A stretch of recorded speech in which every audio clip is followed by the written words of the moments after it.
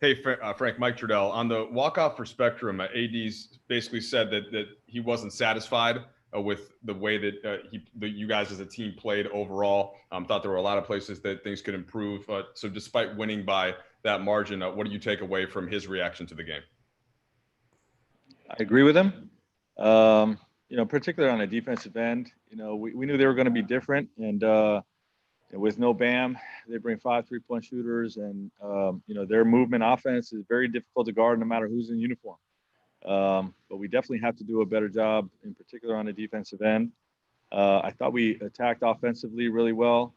Had one of our we had a poor shooting night from perimeter, but I liked the quality of the shots for the most part. And even having a poor shooting night, we still end up with an offensive rating of 136.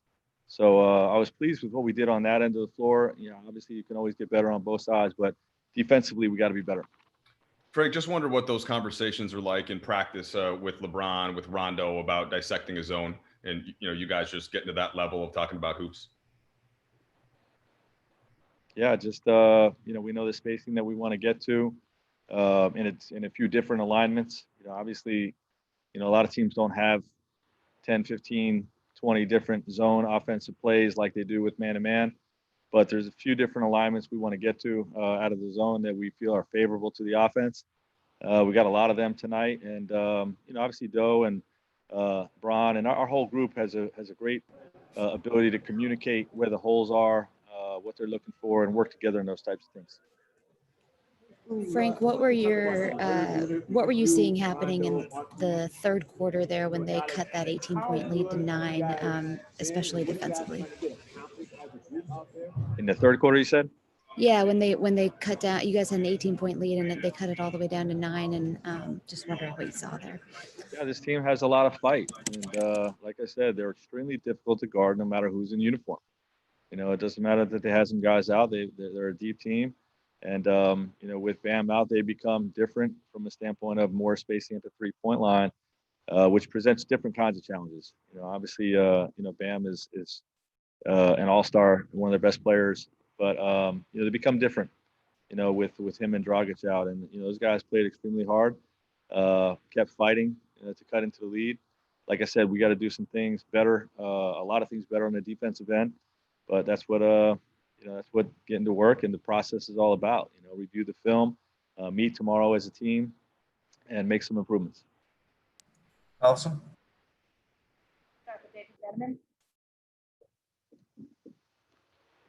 Frank, this is the first time a pair of Laker teammates scored 30 plus in a finals game since Shaq and Kobe back in 2002. What is the way that Anthony and LeBron are able to dominate at the same time? Do they take turns? Do they feed the hot hand? How do they kind of work it out together that way? Well, they both, and our whole team attacks the defense and reads. You know what I mean? And obviously, they both have the ability to score against single coverage, so to speak. Whatever action you're talking about.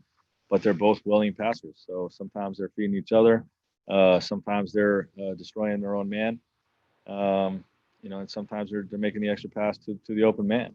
Both have that elite ability to score and to read defense. So again, a big reason. Those two were huge tonight, and a big reason for the win.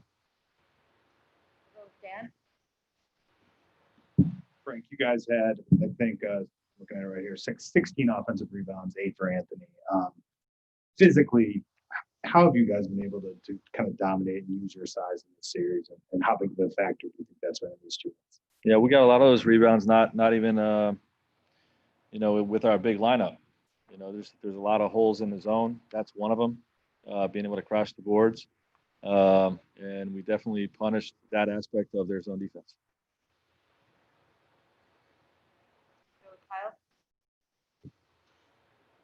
Frank, in those situations where you're losing a lead, I mean, you've been in that position a lot these playoffs and gone on to win a number of those games anyway, turn it back. What do you look for in the groups that you want out on the floor? And to your observation, what's their sort of dialogue? Are they trying to simplify things, or how do they approach it? Well, each group knows what the strengths are of the personnel that are out there. Um, the great thing is we always have either Rondo or LeBron out there to quarterback the action, and make sure that we're seeing the targets and trying to get the ball to guys in positions to be effective. And when you have two guys like that, or one of them on the floor for all 48 minutes, you're going to get a lot of good action. So I credit those guys. Go back to Dan for follow-up. Frank, this league by and large has gone small in the last decade or so. Why has going large worked for you guys and being big? Well, we haven't necessarily gone large, big, used word large. We're a hybrid team. We play all season long, half the game big lineups, half the game small, and then we have the ability against bigger teams to play more minutes with a big lineup. We have the ability to play more small lineups against smaller teams when that's needed, like you saw in the Houston series, like you saw with a lot of tonight's game. Dwight started, but he was very effective in his minutes, and that's the biggest thing is our ability to be a hybrid. All right, we're gonna go back to Will for the last few. All right. Yeah, Frank, I'll have a couple more for you. Bill Orm. Hey, Frank, you indicated in your on-court interview with Rachel that offensively for AD in that third quarter is probably about as good as it gets. I'm curious what you've seen from him kind of throughout this postseason run from him in terms of his confidence and his aggression, and what kind of growth you've seen in his mindset as you guys have gotten deeper into this. Well, you said the word right there. His mindset is he wants to be a champion, and he's extremely motivated to play at a high level, and you're seeing it every time he steps onto the floor. Obviously defensively, he's a unicorn, in my opinion, the defensive player of the year. But his shot making, the many ways that he can hurt you offensively, in the post, rolling to the basket, working the baseline like he did against his own, working the middle, shooting threes from the perimeter.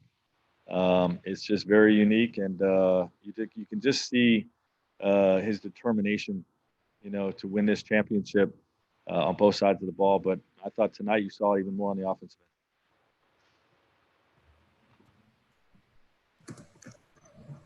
Sierra. Hey, Frank.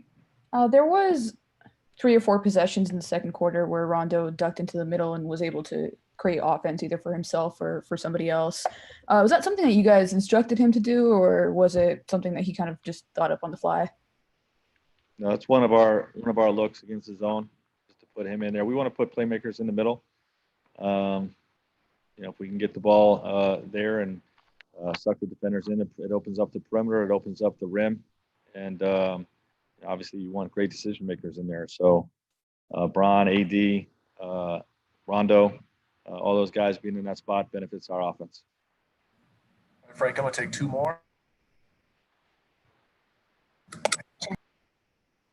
Hey, Frank, you went to J.R. Smith tonight after he had been out of the rotation for a while. I was just wondering, what you saw from him and kind of what the goal was with getting him out there tonight.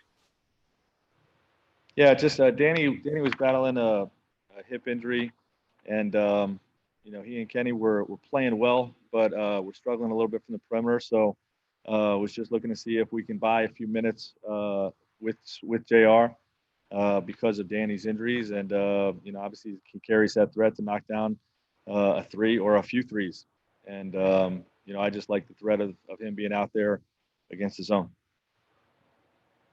Hey, Frank, because LeBron and AD are playing so well at this point, there's already a bunch of chatter about who would win Finals MVP if that were to happen. What's it been like watching both of those guys play so well at the same time on this stage? It's unbelievable. The way that they work for each other, but both of them, like you said, playing at such an elite level, both of them extremely determined to win a championship. And, we're not there yet. We have a long way to go. This is a very resilient basketball team that we're playing, a team that just flew through the East with a 15-3 record. We have great respect for them. But those guys are playing at an extremely high level, and, hopefully we can get 2 more wins.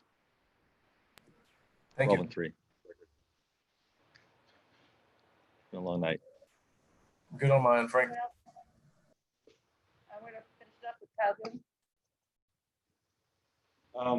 Jeannie was in attendance tonight. I know when the game starts, it's all kind of all business, but is there any sort of, I mean, you said the other night you wished her happy birthday, said we can't wait to see you. Did you recognize that? Was there any exchange through plexiglass, so to speak? No, not tonight. I knew she was coming to town. I wasn't sure what day she was going to get here. But we definitely missed Jeannie and excited to get this win for her. Alrighty, thanks, Frank.